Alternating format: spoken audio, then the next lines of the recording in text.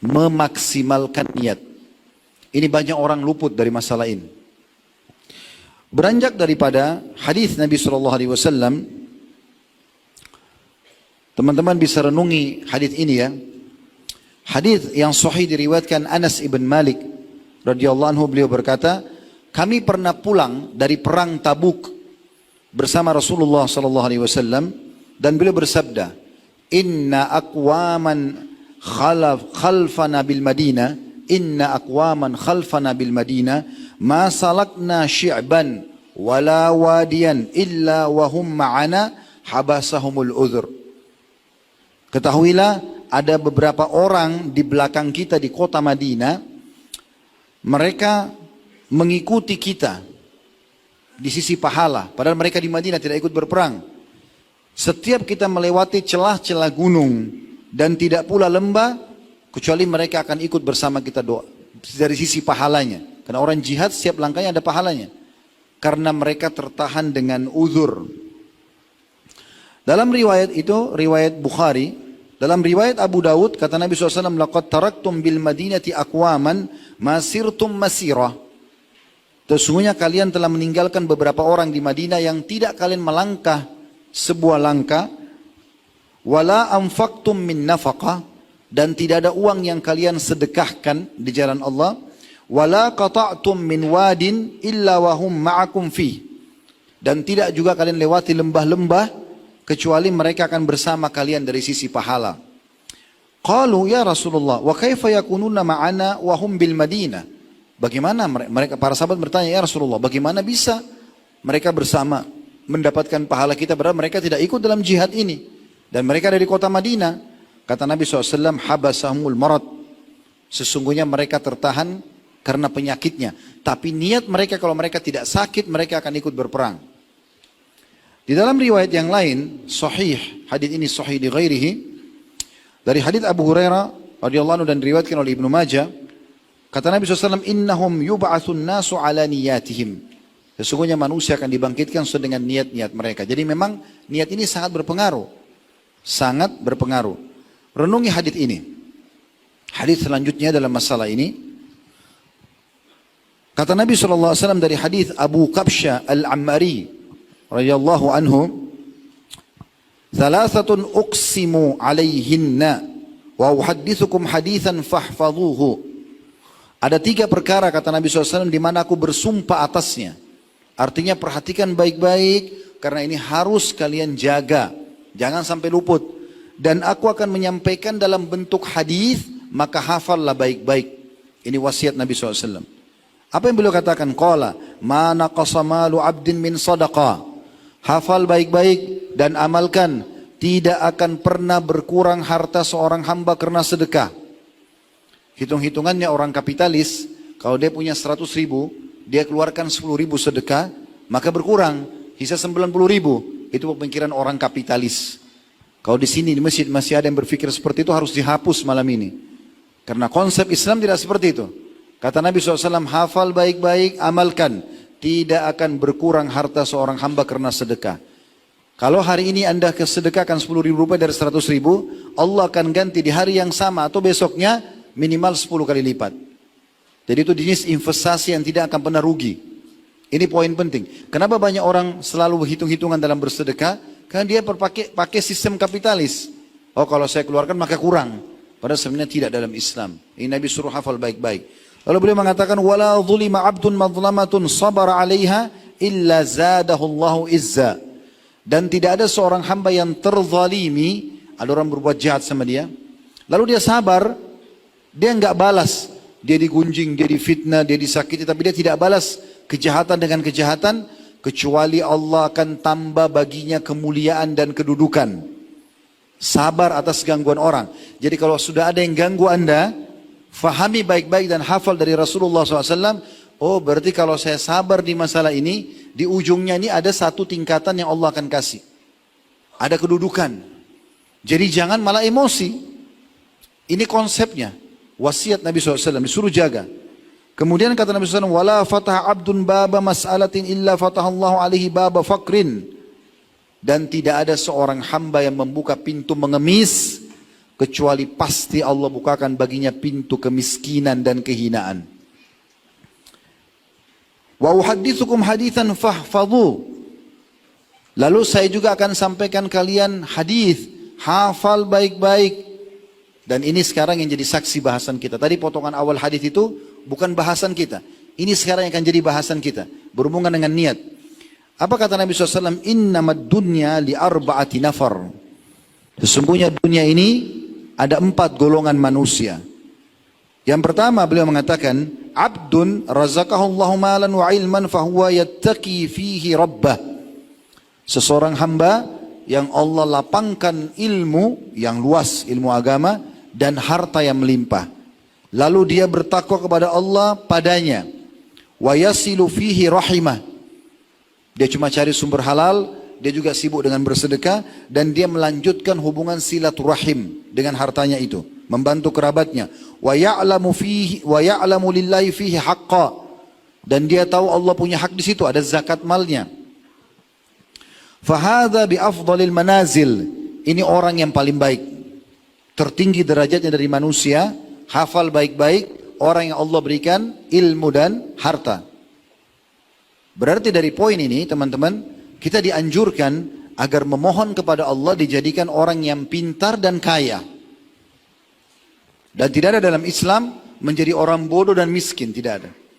Kalau ada yang hadir mengatakan, Ustaz saya masih miskin, masa Ustaz nyinggung seperti itu? Saya bukan menyinggung, saya sedang menyampaikan kepada anda wasiat Nabi agar anda hafal. Anda disuruh berkembang, maju, bergerak. Pepatah bahasa Arab mengatakan, fa inna fi harakati barakah, taharrak, fa inna fi harakati barakah. Bergerak, produktif, karena semua itu akan ada berkahnya. Akan ada berkahnya. Dalam pepatah bahasa Arab yang lain, manjadda wajad. Siapa yang berusaha dia akan mendapatkan hasil kerjanya. Dan pepatah bahasa Arab yang lain mengatakan jarrib ta'rif. Coba dulu baru kau ambil keputusan. Jangan belum mencoba, saya nggak mungkin bisa. Saya nggak mungkin suka. Nggak ada dalam Islam itu. Kita coba dan jadikan mulahnya berdoa kepada Allah. Bilang, ya Allah, karuniakanlah kepadaku ilmu dan harta. Tambah lagi doanya, dan jadikan aku menghabiskan keduanya di jalanmu. Karena kalau ada orang punya ilmu tapi tidak diamalkan, percuma, akan jadi ancaman bagi dia di akhirat. Akan jadi dosa. Dia tahu haram tapi dia diam, biarkan orang melakukannya, tidak boleh. Atau dia punya harta dia nggak sedekahkan, dia bakhil, maka jadi berdosa. Jadi kita harus menghabiskan keduanya. Punya ilmu sibuk mengajarkan kepada orang, dan punya harta sibuk bersedekah. Ini kedudukan yang paling tinggi. Lebih dalam kita bahas golongan kedua. Ini yang saya ingin titik beratkan, berhubungan dengan bahasan kita golongan kedua. Wa abdun razaqahullahu ilman walam yarzuqhu malan fahuwa sadiqun niyyah. Dan seorang hamba yang Allah karuniai ilmu, dia faham ilmu agama tapi belum dikasih harta, tapi dia tulus sekali niatnya baik, ya. Yaqulu, dia berkata dengan niatnya, lau anna li malan la amiltu bi amali fulan. Kalau saya dikaruniai juga harta, saya akan buat seperti fulan. Tadi kelompok pertama, dia kan punya ilmunya. Si fulan ini yang pertama bangun masjid 10, bolak-balik pergi haji, bantu orang miskin. Kelompok yang kedua ini, dia lihat, dia juga pengen sekali melakukan, tapi nggak ada uangnya. Bagaimana caranya supaya dia bisa mendapatkan pahala sama dengan kelompok pertama yang sudah bangun 10 masjid, yang sudah setiap hari berikan makan orang miskin, selalu bersedekah, bolak-balik pergi haji dan umrah. Kata Nabi SAW, dia berkata kelompok kedua yang punya ilmu tapi tidak punya harta, lau anna li malan, kalau Allah berikan saya harta juga, la amiltu bi amali fulan, maka saya akan berbuat seperti orang itu. Fahuwa biniyatihi, maka dia dengan niatnya, niat tulusnya tadi, fa ajruhuma sawa, pahalanya sama. Cerdas gak ini? Cerdas. Karena kita tidak mampu bangun 10 masjid, kita tidak mampu bolak-balik berhaji dan umrah, kita tidak mampu bantu setiap hari orang miskin, karena kita nggak punya harta. Tapi karena tahu ilmunya, ini malam ini Anda sudah dengarkan ilmunya, maka tuluskan niatnya. Tapi ingat ya, ini akan didapatkan bagi orang yang tidak punya kemampuan, lalu dia pakai niat. Enggak berlaku kalau orang itu kaya, lalu dia bilang saya niat saja. Hah? Cukup dengan niat. Itu orang pergi haji, ya sudah saya juga niat haji. Padahal dia punya kemampuan, ini enggak dapat. Orang yang tidak punya kemampuan harta. Tapi dia ingin sekali. Dan ini teman-teman tarik kepada semua keadaan. Coba cerdas dalam faham ini ya. Kalau ada seorang ulama besar. Anda lihat di zaman Anda ini siapa ulama besar di dunia ini. Kita sama-sama melihat ada ulama besar siapa. Oh ilmunya tersebar, buku-bukunya tersebar. Kita nggak mampu seperti dia. Dia sudah hafal Quran 30 juz, dia sudah banyak hafal hadis, dia sudah banyak tulis kitab. Kita baru mau belajar. Bisa nggak kita meraih derajat dia? Bisa nggak? Baru saya ajarin teorinya nih. Bisa. Niatkan dengan ikhlas. Ya Allah, kalau engkau karuniakan kepadaku kemampuan seperti dia, aku akan buat yang sama. Kita lihat di musim haji, jemaah haji lagi lewat pakai bus menuju ke asrama haji. Kita nggak ada duit mau pergi haji. Bisa nggak kita dapat pahala haji seperti mereka? Bisa. Masih 10 orang yang jawab bisa, yang lain masih ragu rupanya. Bisa. Makanya judul kita cara cerdas beribadah. Asal benar-benar kita nggak punya duit pada saat itu, tapi kita lihat orang ini pergi haji, enaknya orang ini pergi haji. Tulus antara Anda sama Allah saja, jangan dengarkan orang lain. Dengarkan orang lain bisa riak. Dengar niat saya ini ya. Nggak boleh itu. Jadi antara sama Allah, ya Allah, kalau seandainya kau karuniakan aku harta dan kesempatan, aku akan haji seperti mereka. Apa kata Nabi? Fahuma fi ajri sawa. Dua-duanya sama pahalanya. Coba bagaimana jelinya kita bisa menangkap pahala, ya? Karena niat kita. Makanya seorang salafus saleh berkata, aku berharap punya niat di seluruh amal saleh, walaupun aku belum mampu mengerjakannya. Walaupun aku belum mampu mengerjakannya. Coba tarik lebih jauh ini teman-teman. Coba jeli. Ini subhanallah, saya kadang-kadang kalau renungi kejadian ini ya, hanya saya berpikir perlu saya sampaikan dalam ceramah. Semoga bermanfaat gitu. Saya kadang-kadang kalau duduk merenung sendiri, saya berpikir sahabat-sahabat Nabi, bagaimana kedudukan mereka sekarang di sisi Allah.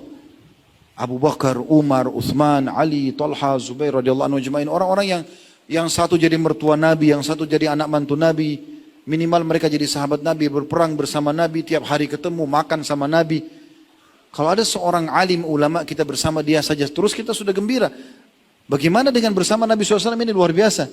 Pahala mereka sangat banyak gitu kan. Tapi kita tidak hidup di masa mereka. Bisa nggak pahala kita bersama sama dengan sahabat nanti di surga? Bisa. Innamal a'malu binniyat. Semua sesuai dengan niat. Ya Allah, andai saja engkau hidupkan aku di masa nabimu, aku akan juga melakukan seperti mereka. Tapi ikhlas tulus karena Allah. Bukan mustahil hari kiamat Anda bersama bertetangga dengan Abu Bakar di surga. Ini kecerdasan dalam beribadah. Nabi SAW sudah berikan kaidahnya. Makanya Nabi bilang, fahfadhu, hafal baik-baik ini. Ya. Lalu kata Nabi SAW, wa abdun razakahu malan. Golongan ketiga, seseorang hamba yang Allah kasih harta melimpah. Walam yarzukhu ilman yakhbitu fi malihi bighairi ilm. Tapi dia tidak dikasih ilmu. Dia enggak belajar agama, kaya raya tapi bodoh dalam agama. Ya. Lalu dia habiskan hartanya di dalam dosa, maksiat kepada Allah. Diskotik, bar, mabuk-mabukan, foya-foya, menjatuhkan orang, membunuh orang, segala macam. Wala yattaqi fihi rabbah. Dia sama sekali tidak takut kepada Tuhannya di harta tersebut. Wala yasilu fihi rahimah. Dia tidak melanjutkan hubungan silaturahimnya, enggak bantu kerabat-kerabatnya yang susah. Wala ya'lam lillahi fi haqqa. Dia tidak pernah mau tahu haknya Allah di harta itu, tidak pernah keluarin zakatnya. Fahada bi akhbathil manazil. Ini kedudukan yang sangat buruk. Golongan ketiga. Yang keempat, yang terakhir ini yang paling buruk. Wa abdun lam yarzukhum Allahu malan wala ilman fahuwa yaqul. Seorang hamba yang tidak punya harta, tidak juga punya ilmu. Sudah miskin, gak mau juga belajar agama, bodoh. Lalu uniknya dia bilang apa? Lau anna li malan la amiltu fihi bi amali fulan, fahuwa biniyatihi fawizruhuma sawa. Dia lihat golongan ketiga, lalu dia bilang, yang tadi yang kaya raya tapi tidak punya ilmu, lalu dihabisin hartanya di dosa. Lalu dia mengatakan, kalau saya punya juga sama harta, saya buat sama seperti dia. Maka kata Nabi SAW, dosanya sama. Dia nggak bangun diskotik, dia nggak bangun bar, dia nggak mabuk-mabukan, dia nggak nipu orang, dia nggak bunuh orang. Tapi dia niat, kalau dia juga dikasih kekayaan sama dengan orang kaya itu, dia akan buat yang sama. Maka sama dosanya. Hati-hati. Jadi kita jadi golongan yang pertama atau minimal yang kedua. Minta Allah berikan harta dan ilmu. Kalau tidak bisa, minimal perdalam ilmu agama. Karena dengan faham agama, kita bisa raih semuanya dengan niat kita.